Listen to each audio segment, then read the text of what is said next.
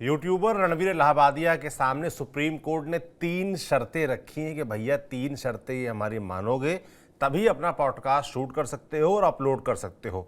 YouTuber पहुंचे हुए थे सुप्रीम कोर्ट कि भाई 280 कर्मचारी हमारे ऊपर डिपेंडेंट हैं, अगर हमको नहीं डालने दिया जाएगा हमारा शो तो दिक्कत होगी। सुप्रीम कोर्ट ने राहत दी है पर 3 शर्तें, तो 3 शर्तें क्या हैं वो आपको बताएंगे। सुप्रीम कोर्ट में आज क्या कुछ हुआ, सुप्रीम कोर्ट ने क्या टिप्पणी की, कनाडा समय रहना गए हुए थे उन पर भी एक टिप्पणी की गई है। सब पर विस्तार से बात करेंगे और बात करने के लिए हमारे साथ जुड़ेंगे हमारे वरिष्ठ साथी पीयूष पांडे जी। पीयूष जी, सबसे पहले तो मैं वो 3 शर्तें जानना चाहूँगा कि किन 3 शर्तों के बाद सुप्रीम कोर्ट ने ये इजाज़त दी है कि ठीक है आप पॉडकास्ट अपना डाल सकते हैं, जिस पर पहले रोक लगा दी गई थी। उसके बाद फिर बताइए कि क्या हुआ सुप्रीम कोर्ट में आज।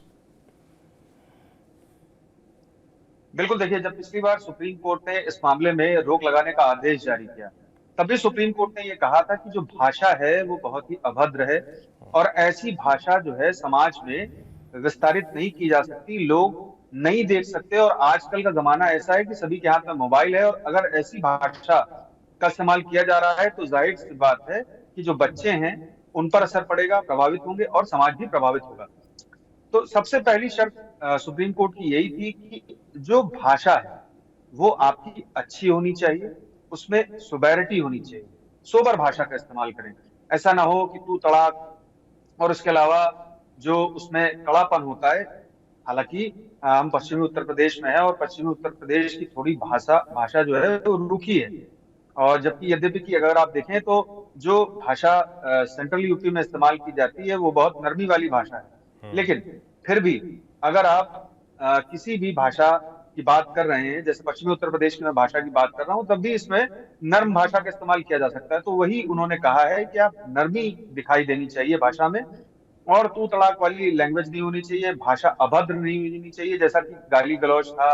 और आप देखते होंगे आमतौर पर कि जब यूट्यूब के शोज आप ऐसे देखते हैं जी। तो उनमें ऐसे ऐसे मजाक होते हैं कि आप सभी के साथ, अपने बड़ों के साथ या बच्चों के साथ मिल करके बैठ करके उस शो को देख नहीं सकते हैं। जी। तो सुप्रीम कोर्ट का प्राथमिक उद्देश्य यही था कि आप किसी भी तरह से जो भाषा होगी शो की, तभी रणवीर शो को इजाजत दी जाएगी जबकि भाषा वो सही होगी और अच्छी होगी और अभद्र नहीं होगी। दूसरी शर्त ये थी कि इस बाबत वो बाकायदे सुप्रीम कोर्ट में एक अपनी आवेदन दाखिल करेंगे और ये कहेंगे कि हमारी ओर से भाषा खराब नहीं की जाएगी। अगर इसके बावजूद वो सुप्रीम कोर्ट के आदेश का उल्लंघन करते हैं तो उनके खिलाफ सुप्रीम कोर्ट स्वविवेक से मुकदमा चला सकता है, जिसको परजरी बोला जाता है कि उन्होंने झूठा दावा सुप्रीम कोर्ट में किया था। और इस अंडरटेकिंग के साथ, चूंकि सुप्रीम कोर्ट ने कह दिया है कि आपको अंडरटेकिंग देनी है, अंडरटेकिंग देने के बाद यदि कोई झूठ बोलता है तो उसका जेल जाना तय है, या उल्लंघन करता है सुप्रीम कोर्ट के आदेश का तो उसका जेल जाना तय है। जी। तीसरी बात महत्वपूर्ण ये थी कि वो विदेश जाना चाहते थे और विदेश जाने के लिए उन्होंने मांग भी की। तो सुप्रीम कोर्ट ने ये कहा कि आप अगर विदेश जाना चाहते हैं तो आप जांच में शामिल होइए, जांच एजेंसियां ये देखेंगी और उसके बाद जब मामला अगली बार सुप्रीम कोर्ट में आएगा तो सुप्रीम कोर्ट इस मामले में इजाजत दे सकता है, ऐसी कोई दिक्कत नहीं है। लेकिन पहले आप जांच में शामिल होइए, क्योंकि सबसे बड़ा मसला यही था कि यूट्यूबर जो है उनके खिलाफ जो एफआईआर दर्ज हुई, एक तो असम में दर्ज हुई गुवाहाटी में, दूसरी महाराष्ट्र में दर्ज हुई, और वो यहाँ पर आए क्लब करने के लिए कि एफआईआर क्लब कर दी जाए। हालांकि रणवीर इलाहाबादिया की तरफ से ये भी बताया गया कि तीसरी एफआईआर जो है वो राजस्थान में दर्ज की गई है और पूर्व मुख्य न्यायाधीश डीवाई चंद्रचूड़ के जो पुत्र हैं उनके वकील, जी। वो जो है वकील हैं इस मामले में रणवीर इलाहाबादिया के। और अभिनव चंद्रचूड़ ने साफ तौर पर जो अनकंडीशनल अपॉलॉजी थी भाषा को लेकर के, वो स्वविवेक से यहाँ पर सुप्रीम कोर्ट के समक्ष रखी कि हाँ ठीक है, भाषा वाकई गंदी थी और इस भाषा को लेकर के सुप्रीम कोर्ट की जो चिंता है वो जायज है। हालांकि दूसरी तरफ सॉलिसिटर जनरल जो पेश हुए थे तुषार मेहता, उनका ये कहना था कि शो को इजाजत नहीं दी जानी चाहिए फॉर अ टाइम हाँ, बीइंग। ये बड़ा अभी इस इंटरेस्टिंग मामले में टेक था कि सुप्रीम कोर्ट में केंद्र सरकार ने भी कहा कि भाई ये जो अभी छूट दी जा रही है वो नहीं दी जानी चाहिए। ये थोड़ा सा, क्योंकि अभी कुछ दिनों पहले ही आप देखिए इनको अवार्ड दिया गया था, आप केंद्र सरकार के लिए नहीं, रोक और लंबी लगाई जानी चाहिए। नहीं, सौरभ, इस मामले में मैं थोड़ा सा इसको करेक्ट कर दूंगा। केंद्र सरकार ने नहीं कहा, सॉलिसिटर जनरल पेश हुए थे महाराष्ट्र और असम की तरफ से, वो स्टेट की तरफ से अच्छा। भी पेश हो सकते हैं और इस दोनों स्टेट की तरफ से पेश हुए थे। और चूंकि स्टेट प्रोसिक्यूशन कर रहा है, तो प्रोसिक्यूशन कभी भी आरोपी की कोई भी दलील होती है उससे सहमति नहीं जताता। तो ये उनका पक्ष था कि अभी जो है जल्दबाजी होगी, शो को इजाजत दिया जाना है। और यही वजह थी कि चूंकि प्रोसिक्यूशन एजेंसी का जो कहना होगा वही सॉलिसिटर जनरल का कहना होगा। जबकि दूसरी तरफ जो केंद्र सरकार का पक्ष था, उस पर भी सुप्रीम कोर्ट ने ये कहा है कि ऐसी सामग्री जो सोशल मीडिया पर वितरित हो रही है, आसानी से लोगों को मिल रही है, उसको लेकर के केंद्र सरकार क्या कर रही है, इसका भी जवाब हमें चाहिए। और इस जवाब के बाबत जो अगली सुनवाई होगी उसमें केंद्र सरकार अपना पक्ष रखेगी। लेकिन आज जो पक्ष था वो दोनों राज्य सरकारों की तरफ से, प्रोसिक्यूशन एजेंसीज जो पुलिस है वहां पर, उनकी तरफ से सॉलिसिटर जनरल ने रखा। और उन्होंने साफ तौर पर कहा कि आर्टिकल 19 देश में है, लेकिन आर्टिकल 19 अभिव्यक्ति की स्वतंत्रता, लेकिन इस तरह के हालात जो आर्टिकल 19 है उसको लेकर के चिंता पैदा करते हैं कि अभिव्यक्ति की स्वतंत्रता की सीमा क्या है। आप कुछ भी कह सकते हैं, मतलब आप अगर किसी को नहीं कह रहे हैं, किसी तीसरे पक्ष को देखना है और आप मजाकिया लहजे में किसी भी तरह की भाषा का इस्तेमाल कर रहे हैं, तो क्या वो गलत नहीं है? ये सारे पैरामीटर्स डिफाइन करने होंगे। और यही वजह थी कि पिछली सुनवाई में भी सुप्रीम कोर्ट ने साफ तौर पर केंद्र सरकार से ये कहा था कि आप इसकी कोई डेफिनेशन हमें बताइए कि क्या सीमा है। और आज भी सुप्रीम कोर्ट ने फिर से ताकीद किया है केंद्र सरकार को कि इस मामले में उन्हें यह गौर करना चाहिए कि सोशल मीडिया पर, फेसबुक पर या यूट्यूब पर या ट्विटर पर ऐसे तमाम वीडियोज आ जाते हैं जो आमतौर पर कोई घर में बैठकर नहीं देख सकता। आप हूं, मैं जी। हूं, या कोई भी सभ्य समाज का व्यक्ति अपने घर वालों के साथ नहीं देख सकता। अकेले देखना एक अलग बात है।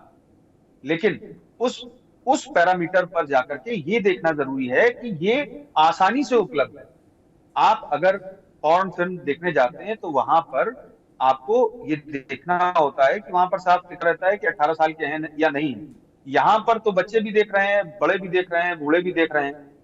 तो जो बच्चे हैं उन पर जो नकारात्मक असर होगा इस अभिव्यक्ति की स्वतंत्रता की उच्चल श्रृंखलता को लेकर के, जो अतिशयोक्ति रूप से बढ़ गई अपने आप, तो इसको लेकर के सुप्रीम कोर्ट ने ये साफ किया कि केंद्र सरकार इस बाबत अपनी जो राय है वो पेश कर दे सुप्रीम कोर्ट के समक्ष। अब देखना यह है कि केंद्र सरकार अगली सुनवाई में ये राय पेश करती है या नहीं करती है।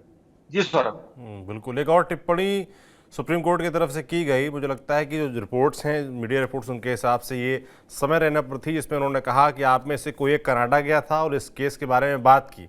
इन युवाओं को लगता है कि वे कुछ ज़्यादा ही जानते हैं, हमें पता है कि इन्हें कैसे ठीक करना है। इस पर हालांकि इलाहाबादिया के जो वकील हैं अभिनव, उन्होंने कहा कि जिन लोगों ने ऐसे कमेंट किए हैं उनका मेरे क्लाइंट से कोई कनेक्शन नहीं है। इलाहाबादिया कोई भी अभद्र टिप्पणी नहीं करेंगे, एक भी अमर्यादित शब्द नहीं कहेंगे। तो सुप्रीम कोर्ट इस पर भी निगरानी रखे कि जो केस में इन्वॉल्व लोग हैं वो कहाँ क्या बोल रहे हैं। बिल्कुल, देखिए शायद यही वजह है कि अभिनव चंद्रचूड़ ने जब उनसे शो को इजाजत देने की मांग की, तब पहले पहल सुप्रीम कोर्ट ने ये कहा, अभद्र भाषा और बाकी चीजों तो थी ही थी, साथ में ये भी था कि वो जो केस है उसको लेकर के कोई चर्चा नहीं करेगी, इस केस के बारे में कोई भी बात नहीं करेगी। और दूसरी तरफ जो कनाडा वाला मसला है उस पर सुप्रीम कोर्ट ने साफ तौर पर चेतावनी दे दी है कि हमारे पास जो शक्तियां हैं उसके बारे में शायद वो जानते नहीं, क्योंकि आना उन्हें यही है भारत में। और अगर भारत में भी नहीं आते, इसके बावजूद सुप्रीम कोर्ट चाहे तो कनाडा से निर्वासित करके उनसे उनको बुलाया जा सकता है, अगर वो टिप्पणी कोई और भी करता है तब भी। लेकिन इस बार सुप्रीम कोर्ट ने चेतावनी देकर के छोड़ दिया है। अब देखना ये है कि ये जो तरीका है, उनका रवैया है बाकी लोगों का जिनके खिलाफ एफआईआर नहीं हुई है, तो रणवीर इलाहाबादिया के मामले में अगर कोई टिप्पणी करता है तो सुप्रीम कोर्ट ने इस बार संकेत दे दिया है कि अगर कोई टिप्पणी कर रहा है उसी कंपनी से या फिर उसी खेमे से जो आमतौर पर मजाकिया लहजे में अभद्र भाषाओं का प्रयोग करते हुए जिस तरह का शो कर रहे थे, तो उन सभी के लिए एक चेतावनी है कि सुप्रीम कोर्ट की शक्तियां क्या हैं उन्हें भी पता नहीं है, और सुप्रीम कोर्ट क्या कर सकता है उन्हें भी पता नहीं है। ये सिर्फ एक चेतावनी थी, और अगर वो समझदार होंगे तो भविष्य में जिस तरह के कनाडा में जिस तरह की टिप्पणी की गई, वो टिप्पणी दोबारा सुप्रीम कोर्ट या केस को लेकर के नहीं की जाएगी। और दूसरी तरफ अभिनव चंद्रचूड़ से भी साफ तौर पर सुप्रीम कोर्ट ने कह दिया कि उनके जो मुवक्किल हैं यानी कि रणवीर इलाहाबादिया, वो किसी भी तरह से इस मामले में केस को लेकर के कोई भी टिप्पणी नहीं करेंगे। तो अब स्थिति साफ है, रणवीर इलावदिया रणवीर शो करेंगे, लेकिन उसमें सौम्य भाषा होगी, अभद्र भाषा नहीं होगी, और इस तरह के जो गाली गलौज वाले मजाक थे वो नहीं होंगे। और उन्हें ये भी ख्याल रखना होगा कि वो जांच में शामिल हो रहे हैं दोनों पक्ष, दोनों तरफ के या नहीं, क्योंकि अभी सुप्रीम कोर्ट ने क्लब नहीं किया है एफआईआर को, और उनके लिए सबसे बड़ी मुसीबत यही है, क्योंकि एक तरफ एक मामला दर्ज है पूर्वोत्तर में और दूसरे तरफ मामला दर्ज है महाराष्ट्र में। तो ऐसे में वो तो चक्करगन्नी बन जाएंगे अगर रोजाना जांच में उन्हें दोनों तरफ बुलाया जाता है तो, और पेश होना ही है क्योंकि सुप्रीम कोर्ट का आदेश है। तो इन स्थितियों से बचने के लिए रणवीर इलावदिया को अपना कंडक्ट अच्छा रखना होगा, और सुप्रीम कोर्ट की अगली सुनवाई तक उन्हें ये स्पष्ट करना होगा कि सुप्रीम कोर्ट ने जो भी आदेश जारी किए हैं वो उनका अनुसरण कर रहे हैं, अक्षरशः पालन कर रहे हैं, और जो शो उनकी तरफ से किया जा रहा है उसमें अच्छे लोग बुलाए जा रहे हैं, किसी भी तरह की अभद्र भाषा का इस्तेमाल नहीं किया जा रहा है, और जो शो है वो तो मजाकिया है, लेकिन उसमें उस तरह का कंटेंट नहीं है जैसा कि पहले देखा गया, और उस पर ही एफआईआर दर्ज थी। तो अब स्थितियां स्पष्ट हैं रणवीर इलावदिया के सामने, और ये बहुत बड़ी चेतावनी है सुप्रीम कोर्ट की उन लोगों के लिए जो यूट्यूब पर और फेसबुक पर और ट्विटर पर बड़े अजीब तरह से अभद्र और भोंडे वीडियोस डालते हैं, और उन पर अभी कोई लगाम नहीं है, क्योंकि केंद्र सरकार की ओर से कोई भी अभी इस तरह का कानून नहीं लाया गया है कि वो भाषा को लेकर के किसी भी तरह की सीमा तय करता हो, या फिर कंटेंट को लेकर के, चाहे वो वल्गैरिटी के तो इशारे भी हो सकते हैं, तो इशारों को लेकर के भी कुछ नहीं है। और इसके अलावा अगर आप संकेत देखें, वल्गैरिटी के संकेत भी होते हैं, उन संकेतों को लेकर के भी अगर रोक लगाने की बात केंद्र सरकार भविष्य में करती है, और भाषा को लेकर के बात भी अगर केंद्र सरकार करती है, सीमा तय करती है, तो ये सारी चीजें इम्पैक्ट ऑफ सोसाइटी होगा कि सोसाइटी को किस तरह की भाषा पसंद है और समाज में लोग किस तरह की भाषा का कार्यक्रम देखना चाहते हैं। हालांकि ये सब करने से पहले केंद्र सरकार को स्पष्ट तौर पर एक मसौदा तैयार करना होगा, लोगों की राय लेनी होगी, कानूनविदों की राय लेनी होगी। शायद यही वजह है कि सुप्रीम कोर्ट ने इस बार भी सॉलिसिटर जनरल से सिर्फ इतना कहा कि आप केंद्र सरकार की राय क्या है ये हमको बताएं, क्या इस बारे में कोई कानून बनाया जा रहा है या कोई प्रावधान स्पेसिफिक तय किया जा रहा है। तो अब देखना ये होगा कि अगली सुनवाई जो होगी उसमें सुप्रीम कोर्ट का रुख क्या रहता है।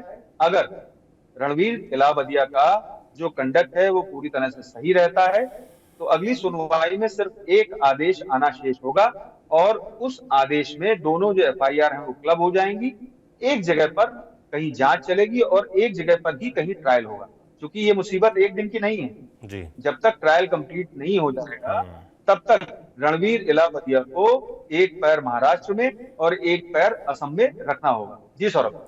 बिल्कुल बिल्कुल आपने सही बताया, और सुप्रीम कोर्ट सख्त है इस मामले में और लगातार नज़र भी रख रहा है कि कौन कहाँ क्या बोल रहा है।